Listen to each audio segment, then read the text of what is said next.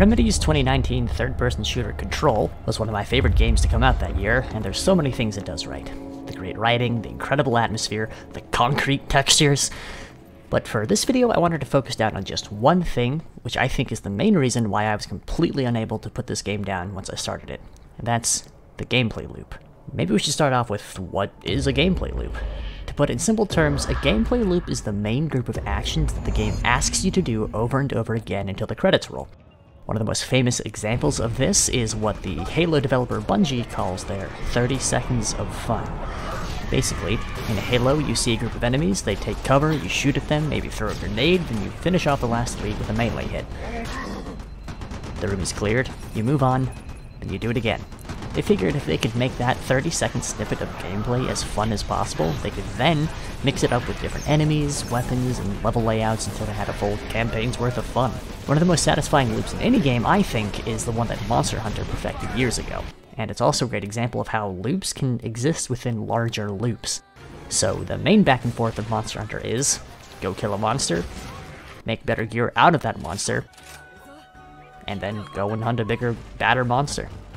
But then within that loop is the way that the preparation phase in the village and the actual hunt itself play into themselves. The items you brought along, the armor set you chose to wear, and what food you ate will all determine how your next fight is going to go. Then, within the hunt, there's the exploration/gathering buffs phase that leads into fighting the monster for real. Then within that, there's the miniature loop of each weapon where you try to land their combos in order to pull off the strongest moves. Loops within loops within loops. So, back to Control. The brilliant thing about Control's main combat loop is that everything in it is pretty simple. There's nothing crazy going on here, it's just that every choice adds up to something more. At its most basic level, you can do 2 things at any given moment. You can shoot your gun, or you can use your telekinetic powers.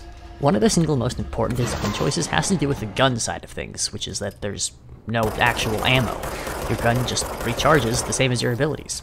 What this means is that there's no scrounging around for ammo in the middle of combat to break the flow. But what do you do when you run out of ammo, you ask, and have to wait for your gun to recharge? Well, it's simple. You rip a piece of concrete out of the wall and throw it at an enemy. But then what do you do when your energy bar runs out from hucking around too much office furniture? You guessed it, you go back to shooting. Again, simple but effective. One important choice that goes hand in hand without making you search for ammo in the middle of a fight is the fact that you don't have to actually aim at any specific object in order to use your telekinetic launch ability. You can specifically grab items if you want to, they're highlighted with a white outline, but if you want to launch something, the game will find something nearby to drag towards you, whether it's on screen or not. And did I mention you can fly? Aside from just looking and feeling incredibly cool, this ability further exemplifies the game's main combat goal. The player should always have the choice to either shoot or use an ability at all times. So, even when you're hovering 50 feet in the air, you can still shoot at enemies.